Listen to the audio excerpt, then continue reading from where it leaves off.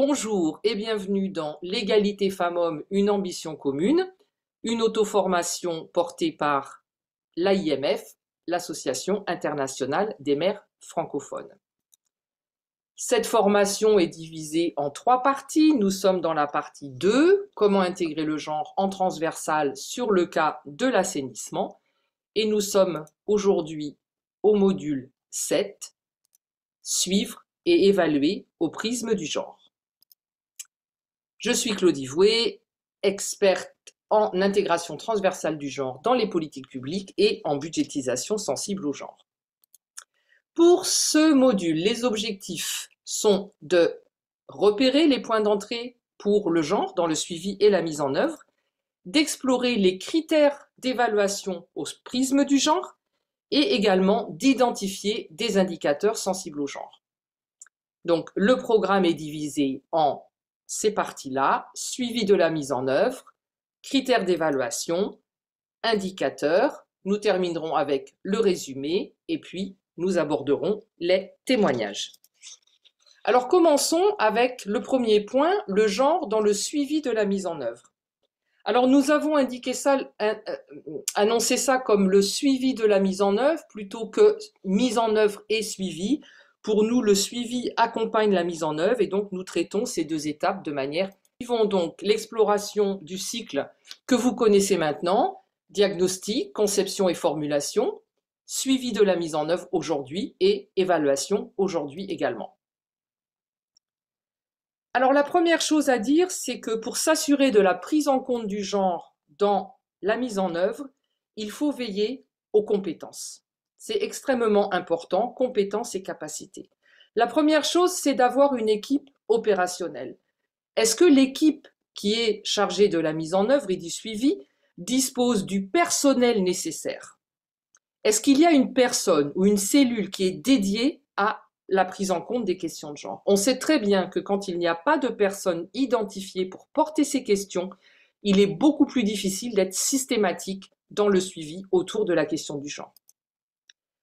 Deuxième point très important pour la mise en œuvre et le suivi, ce sont les compétences en genre des équipes. Et ces compétences, elles doivent être fortes.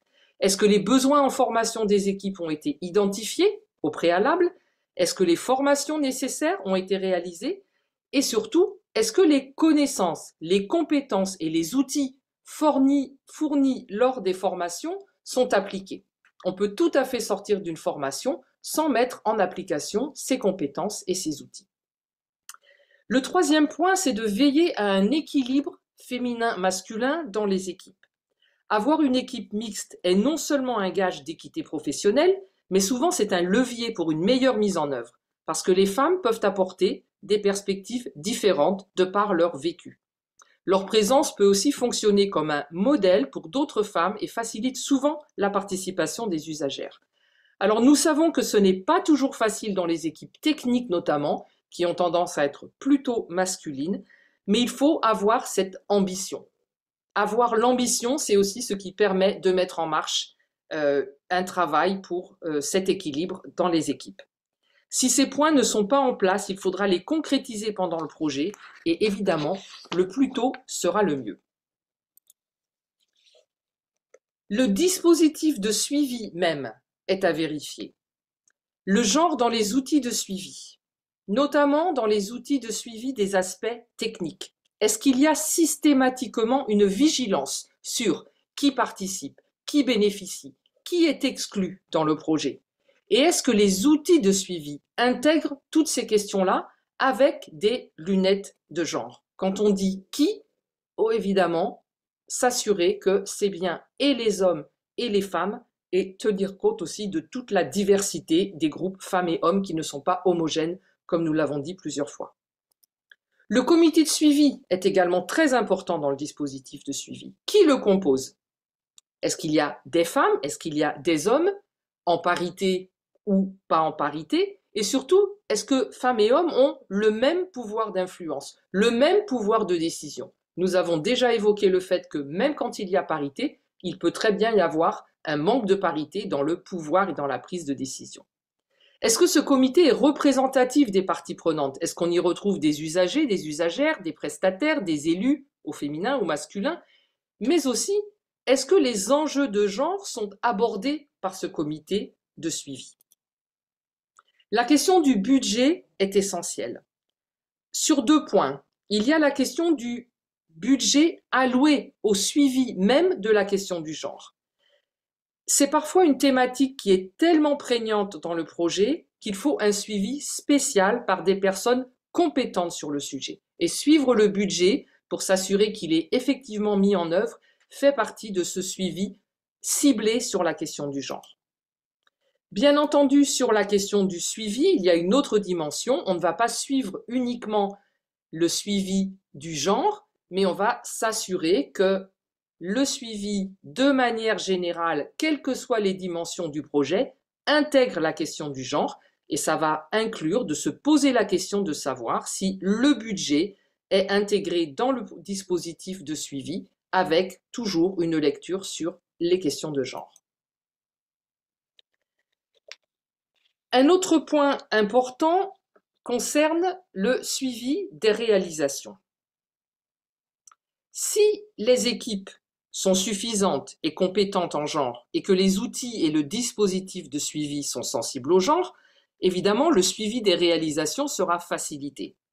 Il s'agira alors de garantir que les femmes et les hommes, qui sont les principaux bénéficiaires du projet, sont impliqués dans la mise en œuvre. On va regarder comment cette implication se passe. Est-ce que c'est une implication purement de façade ou bien est-ce que les bénéficiaires peuvent vraiment influencer la mise en œuvre, intervenir sur des questions par exemple de design ou d'aménagement? Quand on parle d'implication, on va s'intéresser aussi aux emplois qui peuvent être créés à travers notamment la construction ou la rénovation, mais aussi le bénévolat qui va être sollicité notamment auprès parfois des usagers ou des usagères. Et évidemment, ce sera intéressant de savoir à qui vont les emplois d'un point de vue du genre, mais aussi d'un point de vue du genre qui se charge du bénévolat. On va s'assurer que les actions spécifiques au genre sont conduites comme prévu. On sait que lorsqu'il y a des baisses budgétaires ou lorsque le temps presse ou lorsque les équipes ne sont pas en nombre suffisant, les actions spécifiques dédiées aux questions de genre ont tendance à être remises à plus tard ou carrément parfois évacuées de la mise en œuvre. Et on va s'assurer évidemment que, encore une fois, les actions sont transversalement imprégnées de la question du genre, donc pas uniquement les actions spécifiques au genre, mais on va s'assurer donc que la transversalité du genre est véritablement en place et que dans la transversalité, le genre ne disparaît pas, notamment dans les solutions techniques, où c'est souvent là qu'il a tendance à être évincé. Le suivi va aider à piloter le projet et à le réorienter si besoin. Donc évidemment, l'équipe doit s'assurer d'un certain nombre de choses autour des données. Notamment, est-ce que les données sont collectées de manière fiable en faisant entrer les paramètres du sexe et du genre? C'est-à-dire pas uniquement des données sexo-spécifiques, mais aussi des données qui portent sur les rapports de genre, les rôles de genre, les besoins genre, pratiques, intérêts stratégiques que nous avons déjà évoqués. Donc on va s'intéresser à des données quantitatives sur la fréquentation, la participation, mais aussi qualitatives, par exemple sur la satisfaction.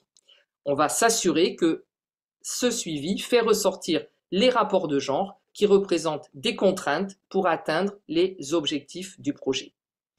Les données permettent de renseigner les indicateurs du projet de manière régulière, fiable et complète, donc il faudra s'assurer que c'est bien le cas, qu'on ne fait pas une simple collecte de données, mais que les données sont transposées, traduites sous forme d'indicateurs.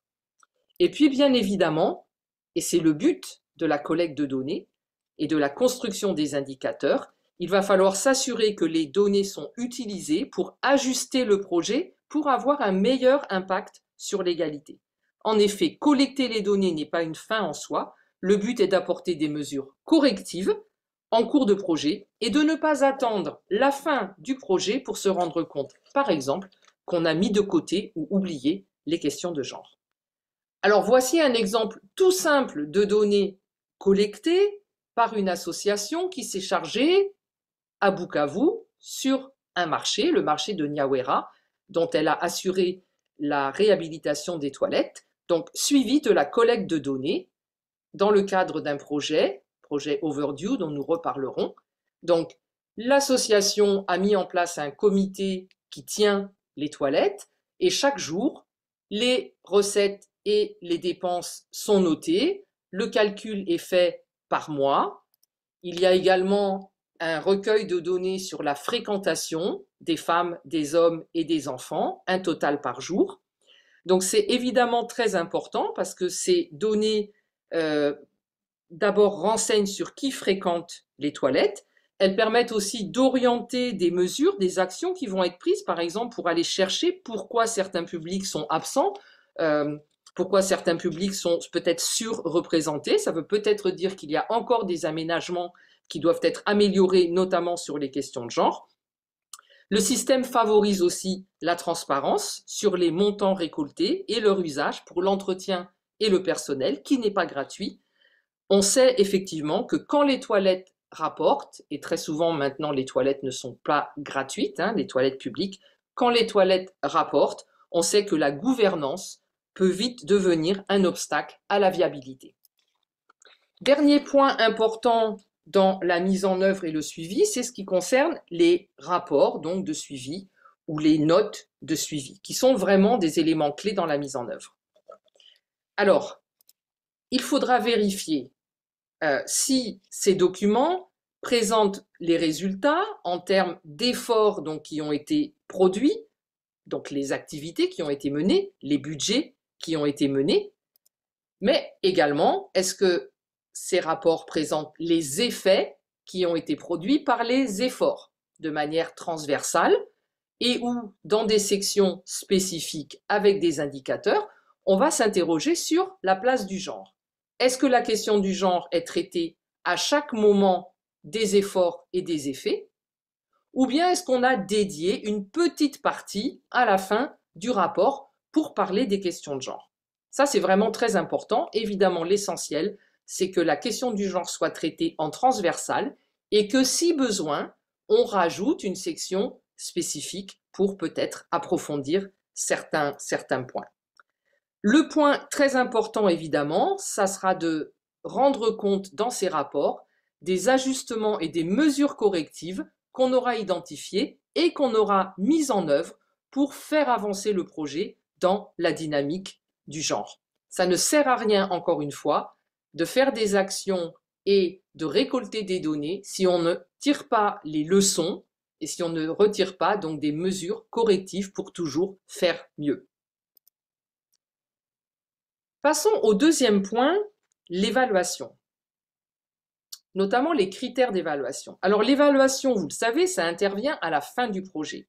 Dans l'idéal, pour mesurer l'impact d'un projet, il faut laisser au projet le temps de vivre pour apprécier ce qu'il a produit et ce qu'il en reste après un certain temps. Malheureusement, la plupart des évaluations se font parfois avant même la fin du projet pour valider une seconde phase. Donc ça, c'est une lacune des évaluations en termes généraux et évidemment, les évaluations sur l'assainissement n'échappent pas à cette faiblesse.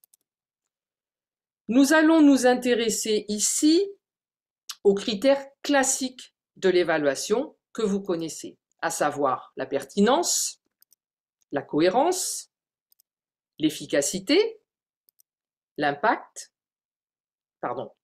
et la pérennité.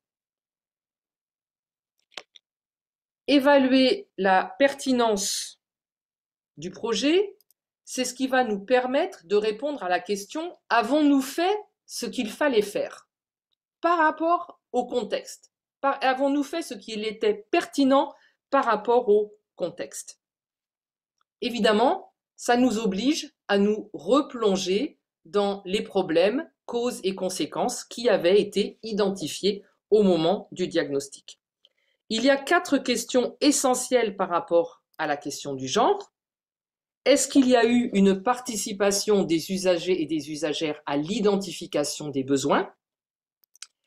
Est-ce que les besoins ont véritablement été problématisés d'un point de vue du genre? dans une dimension intersectionnelle, encore une fois, qui n'a pas considéré que toutes les femmes avaient les mêmes besoins et que tous les hommes avaient les mêmes besoins? Est-ce que le projet a apporté des réponses à la fois aux besoins pratiques et aux intérêts stratégiques? Et ou aux intérêts stratégiques. Nous l'avons déjà dit plusieurs fois, il y a quand même une tendance des projets à se porter plus sur les besoins pratiques.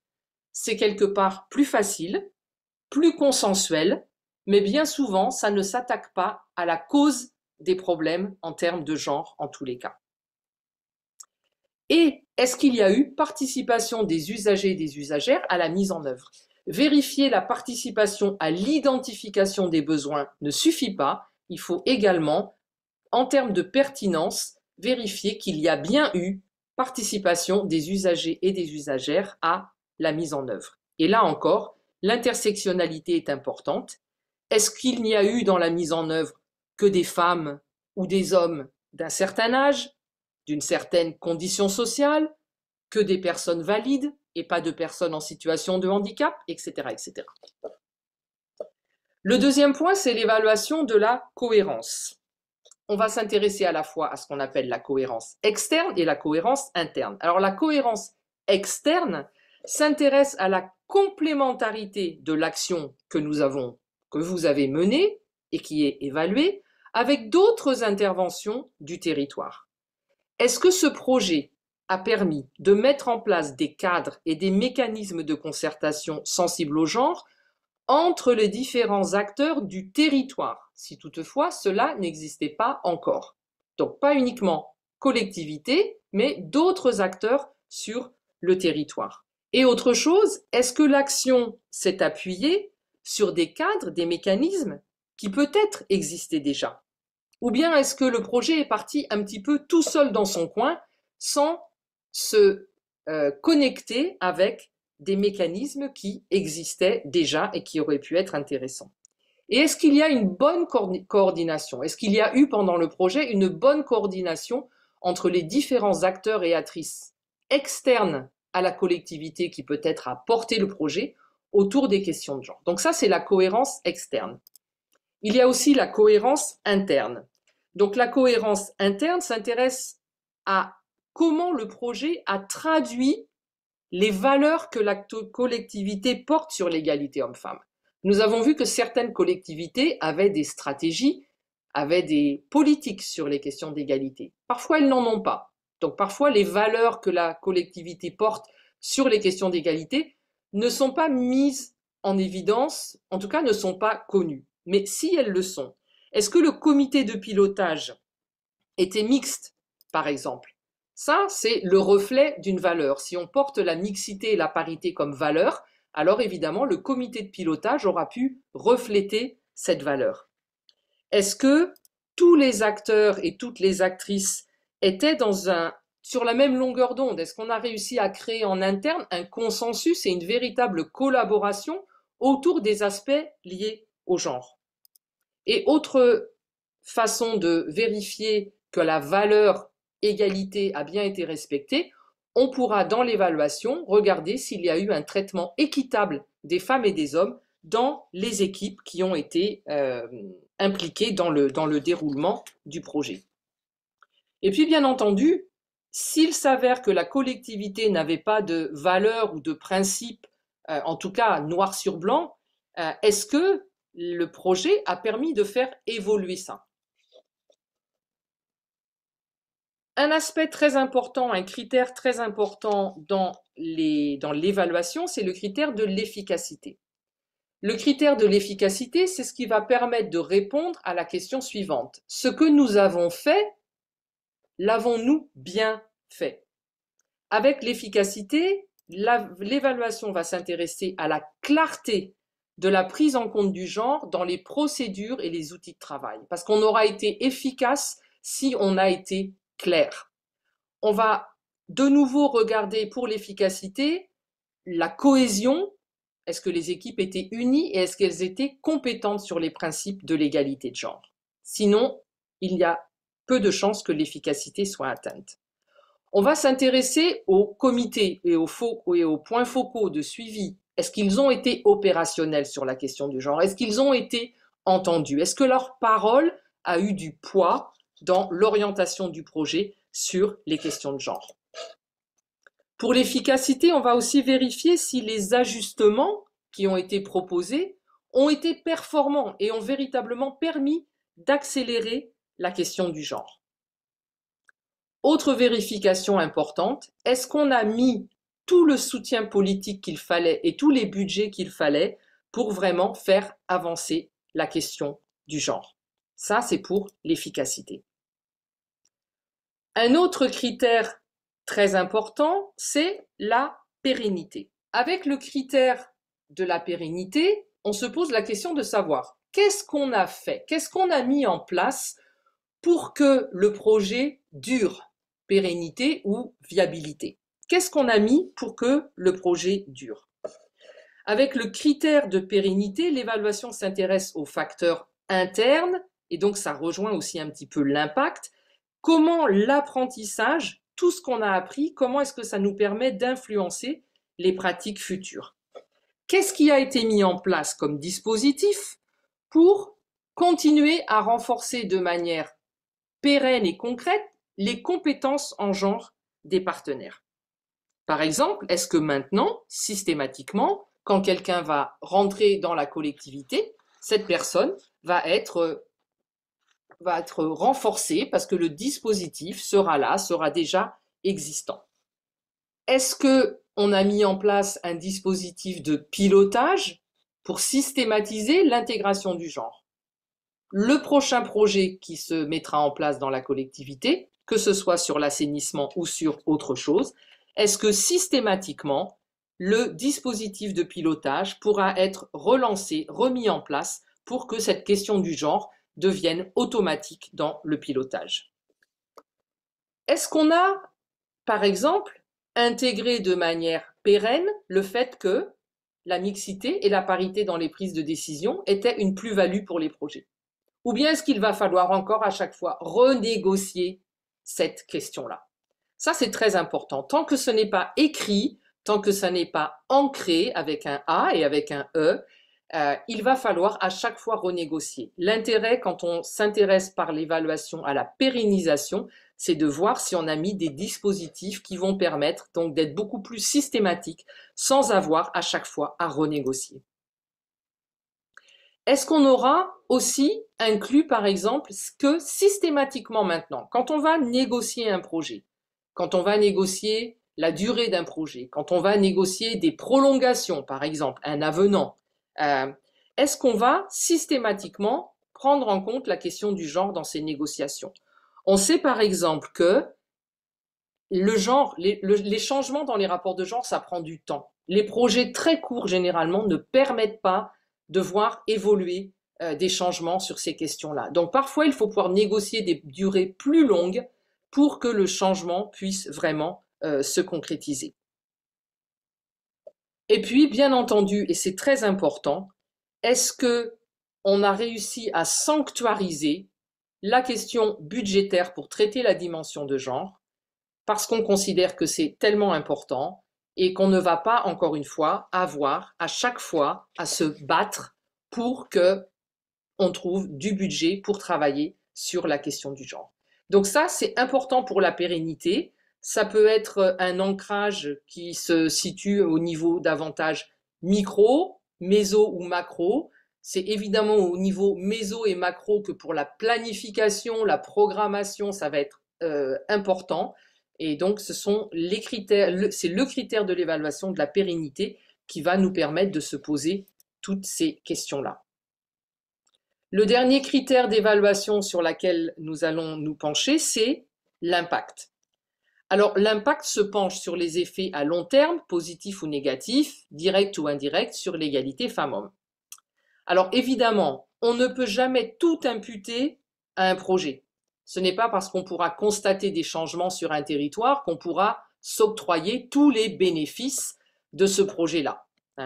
Donc, on sait qu'un projet à lui seul ne peut pas faire bouger tout un territoire. Au mieux, un programme peut contribuer au changement. Ce qui va être important avec l'impact, évidemment, c'est de comparer la situation avant après. Alors donc là, nous avons remis sur l'écran, vous vous souvenez de cette chaîne de l'assainissement. Et donc avec le critère de l'impact, on va questionner les dynamiques et les changements en cours autour des rapports de genre sur le territoire. Qu'est-ce qui s'est produit de nouveau depuis la mise en œuvre du projet, mais aussi quel est le lien entre l'action menée et les changements qui ont lieu sur le territoire. On a mentionné donc qu'il fallait regarder la pérennisation au niveau méso, micro, macro. C'est la même chose au niveau de l'impact. L'impact se mesure aussi au-delà du territoire par rapport à une action. Par exemple, à travers le plaidoyer, est-ce qu'on a créé une brèche pour intégrer le genre dans les lois et les politiques nationales et les budgets qui cadrent le domaine de l'assainissement? Est-ce qu'on a pu influencer au plus haut niveau, au-delà du territoire, pour que le travail invisible des femmes dans l'assainissement et tous les tabous liés au genre ne soient plus traités à la marge, mais au cœur de l'assainissement? Est-ce qu'on a pu convaincre les décideurs et les bailleurs d'investir dans les quartiers qui sont hors réseau, là où les systèmes sont autonomes, parce que c'est là que les femmes et les filles sont affectées par les défaillances de l'assainissement de manière disproportionnée? Il est extrêmement important de s'interroger aussi sur ce que la collectivité a capitalisé à partir de ce qui a bien fonctionné pour l'égalité de genre, en termes d'approche, en termes de grands principes. Est-ce que la collectivité a entrepris une capitalisation pour apprendre des leçons? Est-ce qu'elle a mis en place aussi de la modélisation pour pouvoir réutiliser les bonnes pratiques, les bonnes approches? Et est-ce qu'il y a des apprentissages collectifs qui ont été tirés pour pouvoir les répéter, apprendre aussi des erreurs pour ne pas les répéter? Nous arrivons au point 3 sur les indicateurs. Alors dans cette partie, au prisme du genre, nous allons évoquer les indicateurs d'effet et d'impact en repérant ceux qui sont les plus fréquents, mais aussi surtout évoquer ceux qui sont moins fréquents, voire qui sont oubliés et qui sont très importants pour mesurer la question du genre. Parmi les indicateurs ciblant les bénéficiaires, les indicateurs les plus fréquents concernent l'accès. Le nombre de femmes et d'hommes bénéficiaires des infrastructures, qu'elles soient nouvelles ou rénovées, le nombre de femmes et d'hommes bénéficiaires d'emplois, mais aussi engagés dans la création d'entreprises, par exemple, autour de l'assainissement, et souvent le nombre de femmes impliquées dans des activités génératrices de revenus liées à l'assainissement. En revanche, ce que l'on trouve beaucoup moins fréquemment dans les indicateurs, et donc que l'on mesure beaucoup moins dans les évaluations, ce sont les changements sur le travail invisible des femmes dans les foyers, dans les quartiers, donc la division du travail au niveau du ménage. Les tabous de l'assainissement qui contraignent l'usage des toilettes, par exemple les règles, les stéréotypes qui entourent le corps des femmes, la hiérarchie femmes-hommes dans l'usage des toilettes. On inclut rarement des indicateurs sur la prise en compte du travail invisible des femmes dans les foyers, dans les quartiers, sur les enjeux de sécurité et de santé que le programme ou le projet a pu faire bouger. On a aussi peu d'indicateurs sur les stéréotypes et le travail décent dans les métiers de l'assainissement, des indicateurs sur la sécurité, des indicateurs sur la rémunération ou la protection sociale. On manque souvent d'indicateurs sur les stéréotypes de genre dans les emplois, qui sont souvent des emplois masculins dans les métiers de l'assainissement. Et évidemment, ça, c'est très important pour faire bouger les questions de genre. Et puis sur la question des activités génératrices de revenus, qui sont toujours systématiquement associées aux femmes, alors que les entreprises sont associées aux hommes, on s'intéresse beaucoup plus rarement à la rentabilité et à la viabilité de ces activités génératrices de revenus, les opportunités qu'elles offrent ou pas, mais aussi la diversification des métiers qui entrent dans ces activités génératrices de revenus, qui très souvent se développent autour d'activités très traditionnelles, souvent stéréotypées, et qui ne font pas entrer les femmes dans de nouveaux métiers, dans de nouvelles zones d'emploi.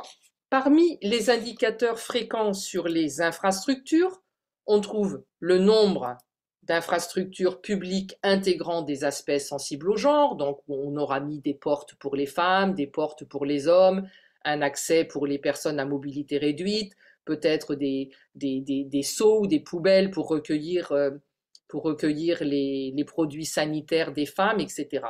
et garantir la sécurité. On va trouver des indicateurs sur le taux de satisfaction des services, des bénéficiaires, donc par sexe. Est-ce que les femmes sont plus satisfaites? Est-ce que les hommes sont moins satisfaits? Satisfaites de quoi? Et on va trouver aussi des indicateurs sur les femmes et les hommes et leur profil lorsqu'ils sont négativement impactés. Ce que l'on trouve beaucoup moins souvent, c'est un regard sur d'autres aspects de l'assainissement hors de la question purement de l'infrastructure. Très souvent, les indicateurs portent sur la partie technique, hein, les latrines, on va dire, les tuyaux, les stations, tout ce qui relève de l'investissement dur hein, et qui se trouve hors de la maison, hors du domicile, parfois même aussi hors du quartier et dans l'espace public. Donc ce que l'on trouve beaucoup moins, c'est un regard et des indicateurs sur le travail invisible des femmes dans les foyers, dans les cours communes, parce que les pouvoirs publics considèrent que le domicile relève de la responsabilité des propriétaires ou des locataires, et donc les évaluations se penchent trop peu sur ce que le programme ou le projet a soutenu comme compétence, mais aussi comme équipement pour améliorer l'assainissement à ce niveau-là. Cela rejoint la question de l'habitat. Dans de nombreux pays, il y a des règles pour l'habitat décent, notamment le fait de laisser un certain nombre de mètres carrés lorsque l'on construit une maison pour y installer des toilettes, des douches, des latrines, etc.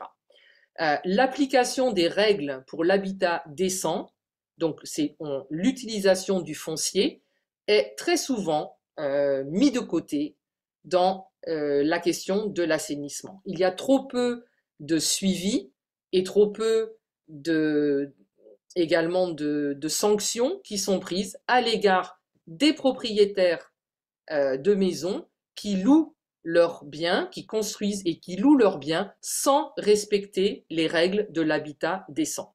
Donc ça, c'est très important, évidemment, dans la question de l'assainissement. On a aussi assez peu d'indicateurs sur la prise en compte donc, des besoins pratiques des femmes dans les infrastructures. Donc là, on l'a évoqué plusieurs fois, notamment la question de la gestion des menstruations, hein, pour ne pas dire aux femmes qu'il suffit de mettre leurs produits sanitaires dans un sac plastique pour le ramener chez elles. Il y a aussi une responsabilité de la collectivité à construire des infrastructures qui répondent aux besoins pratiques. Mettre des indicateurs aussi et faire porter l'évaluation sur des modalités d'exploitation qui parfois peuvent exclure ou en tout cas diminuer l'impact sur les questions de genre. Les tarifs, nous l'avons dit plusieurs fois, les hommes peuvent toujours aller faire pipi à l'extérieur. C'est beaucoup moins facile pour les femmes qui doivent payer. Et la question des horaires aussi. Parfois, les toilettes publiques sont fermées à certains horaires, qui sont les horaires auxquels les femmes, par exemple, qui travaillent très tôt ou très tard sur les marchés, pourraient en avoir besoin. Et la question de l'impact du design aussi sur les inégalités de genre et l'inclusion. Par exemple, l'illustration montre bien, nous en avons parlé plusieurs fois, que la façon dont on va construire les toilettes peut reproduire aussi des discriminations de genre en ne favorisant pas l'accès, par exemple, pour des personnes à mobilité réduite ou en mettant systématiquement l'espace pour changer les enfants du côté des toilettes des femmes et pas du côté des toilettes des hommes. Donc tous ces aspects-là, des indicateurs et de l'évaluation, sont importants pour les questions de genre, au-delà des indicateurs qui sont traditionnels. Les indicateurs d'évaluation portent aussi souvent sur les pratiques. Souvent, on va trouver des indicateurs sur le nombre de bénéficiaires, des sensibilisations qui ont intégré le genre. On va relever ces bénéficiaires par sexe. On va relever le nombre de femmes ou d'hommes ayant participé aux réunions de concertation, de prise de décision, le pourcentage de femmes, par exemple, dans les services de gestion de l'assainissement, et puis aussi, on va s'intéresser aux nouvelles pratiques de l'assainissement. On trouve beaucoup moins d'informations et d'indicateurs qui se penchent sur les inégalités de genre qui peuvent perdurer dans la planification elle-même et le choix des investissements, donc s'intéresser à l'inégalité de genre comme une aide à la décision. À quel moment est-ce que la question du genre peut devenir aussi un outil d'aide à la décision qui va influencer les choix d'investissement et aussi les choix de gestion des infrastructures et des services sanitaires. On s'intéresse encore trop peu à la gouvernance et à la citoyenneté, pas simplement le nombre de femmes, mais le poids de la parole des femmes et des autres groupes minorés et discriminés. La budgétisation sensible au genre est, à ce stade, trop peu observée, trop peu suivie et trop peu évaluée. Budgétisation à l'intérieur des projets, mais aussi budgétisation des organisations de femmes et féministes qui travaillent sur les intérêts stratégiques, sur la transformation des rapports de genre dans une collectivité. Très souvent, on attend des organisations de femmes ou féministes qu'elles fassent gratuitement le travail de sensibilisation, le travail de plaidoyer et parfois le travail tout court. Et ces organisations, elles ont aussi besoin de moyens pour vivre. Et la question de la cohérence des politiques d'assainissement, c'est un autre sujet qu'il faut intégrer dans les évaluations et qui doit ressortir dans les indicateurs.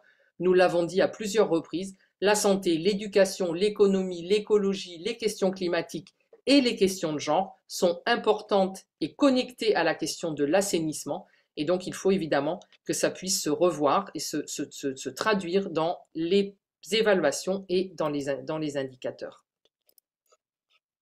Donc, nous avons fini avec ce module. Que faut-il retenir? Eh bien, retenir que pour la mise en œuvre, le suivi et l'évaluation, les compétences, les dispositifs et les outils sensibles au genre sont essentiels. Mais aussi qu'il faut garantir à travers la mise en œuvre, le suivi, mais aussi dans l'évaluation, une implication réelle et équitable des bénéficiaires, des prestataires, des partenaires, de la collectivité, avec toujours une mixité, voire une parité entre femmes et hommes. Retenir aussi que l'évaluation différencie l'impact sur les femmes et les hommes et elle analyse aussi l'impact sur les rapports de genre. C'est vraiment très très important de le répéter. Produire une évaluation qui simplement compare qu'est-ce qui s'est passé pour les femmes d'un côté et qu'est-ce qui s'est passé pour les hommes de l'autre côté, ça ne suffit pas. Il faut que l'évaluation puisse analyser l'impact sur les rapports de genre. Qu'est-ce que le projet a changé dans les rapports de genre? On n'est pas simplement dans de la comparaison, mais on est vraiment dans l'analyse du relationnel des rapports de genre et notamment de la question du pouvoir. Ensuite, ce qui intéresse l'évaluation, c'est de voir s'il y a une transformation des politiques publiques, des pratiques et des budgets, parce que c'est par là que passe la pérennisation par rapport aux questions de genre. Et puis pour terminer, nous dirons que l'approche méthodologique d'intégration du genre que nous avons développée ici sur les questions d'assainissement s'applique à toutes les thématiques, santé, éducation, développement rural, agricole, agriculture urbaine, etc., etc. Ce n'est pas uniquement réservé à la question de l'assainissement.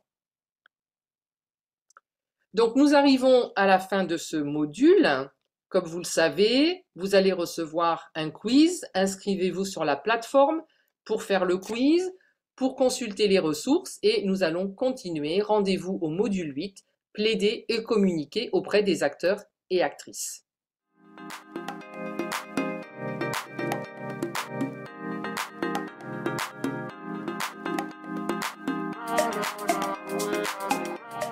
J'aimerais vraiment parler un peu du dispositif même, hein, parce que j'ai bien aimé l'aspect de mettre en place des points focaux genre pour prendre en compte le genre dans tout le dispositif.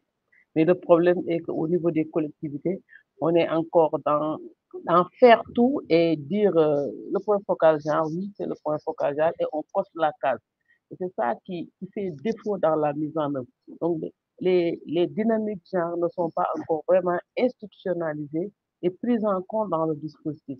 On peut avoir des cas concrets où ça marche bien. Il y a des points focaux genre qui travaillent étroitement avec toutes les collectivités locales, mais il y a des points focaux genre dont ils ne sont pas bien impliqués dans le dispositif, dans le processus, dans les réunions, dans la mise en œuvre des activités, ce qui fait qu'il devient un point à part par rapport à tout ce qui se passe au niveau de la collectivité, par rapport à tout ce qui se passe au niveau de la ville. Donc, on est bien, comme vous le dites, on renseigne des indicateurs, on renseigne des cadres, surtout pour les infrastructures, mais le problème reste vraiment le dispositif.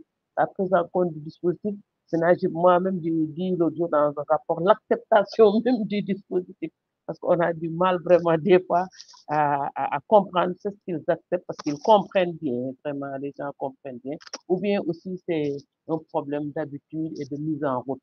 Voilà. Mais sinon, il y a des communes, des villes où ça fonctionne très bien, mais il y a des villes aussi vraiment où ce dispositif doit être renforcé davantage pour pouvoir mieux prendre en compte les services. Vraiment, félicitations pour ces modules très bien faits. Je n'ai pas tout participé, mais vraiment, c'est extraordinaire. Merci.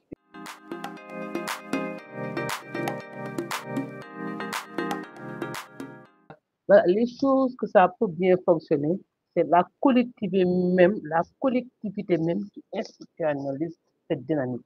Donc, ça veut dire, quand je fais la réunion, on a le maire, on a l'élu, on a la femme, mais on a tous les acteurs autour de la table et on a notre point focal genre. Donc, notre point focal genre pour qu'ils travaillent avec nous sur les activités qu'on est en train de mettre en œuvre. Et par exemple, si on met un point focal genre, après l'avoir mis, il y a des villes, tu sais que le jour où on l'a mis, peut-être, ça participe à une seule réunion, mais là, il faut ramer pour que les gens le prennent en compte. C'est vraiment l'institutionnalisation, mais aussi je sais pas, je dirais même l'acceptation même de ce concept genre dans nos politiques. Voilà. Donc, il a besoin encore d'un peu de maturation et d'acceptation parce que vraiment, les gens connaissent les points focaux genre, il suffit de les mettre à niveau. Les villes, il suffit de les mettre à niveau. Mais c'est au niveau de la pratique que ça rame. Au niveau de la pratique que ça rame. Et bon, on va faire encore des efforts, mais il y a des villes vraiment qui avancent.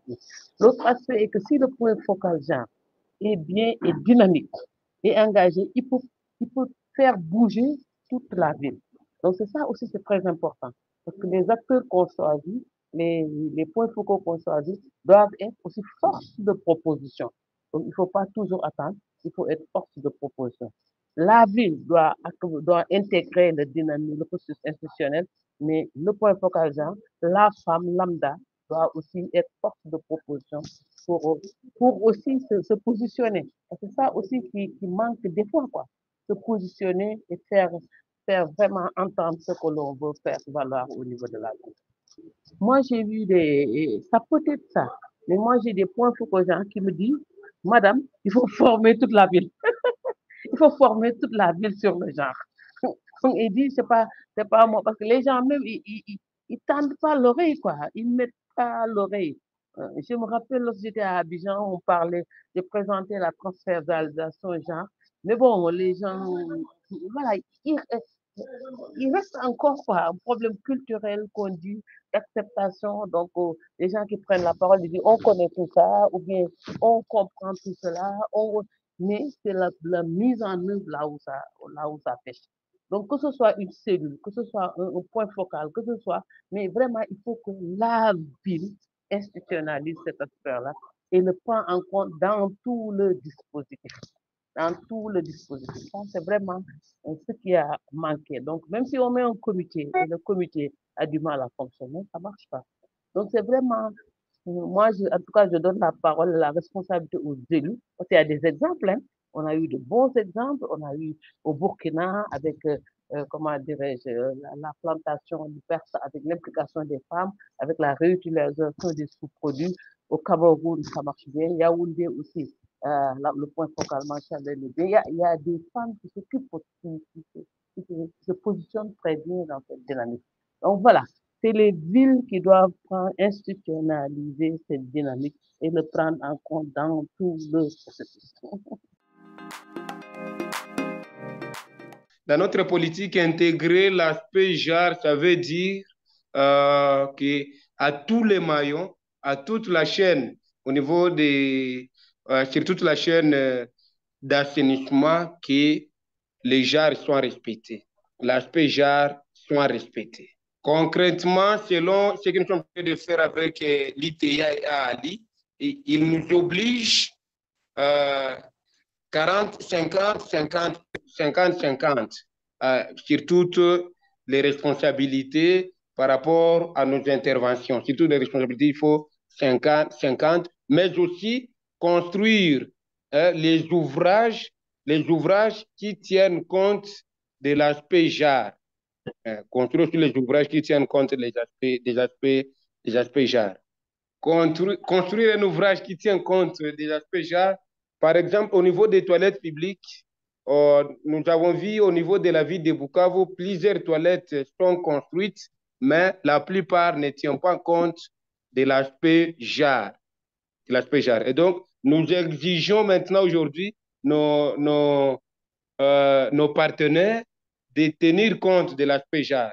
Et donc, la séparation d'abord des pièces. Une pièce homme, une autre pièce pour femme. Puisqu'il y avait des toilettes, oui, il n'y en avait pas même la séparation des pièces. Mais maintenant, nous exigeons que les pièces soient séparées. Les pièces soient séparées. On a un partenaire qui était venu nous construire des toilettes écologiques, des toilettes qui séparent les urines et la matière fécale. Et cette toilette-là, elle était obligée de s'appuyer aux aspects genre, puisque la séparation des urines et matière fécale pour l'homme et la femme, il y a une différence là. Et donc, c'est mieux de s'adapter, l'homme pour sa toilette écologique et l'homme aussi pour sa toilette écologique.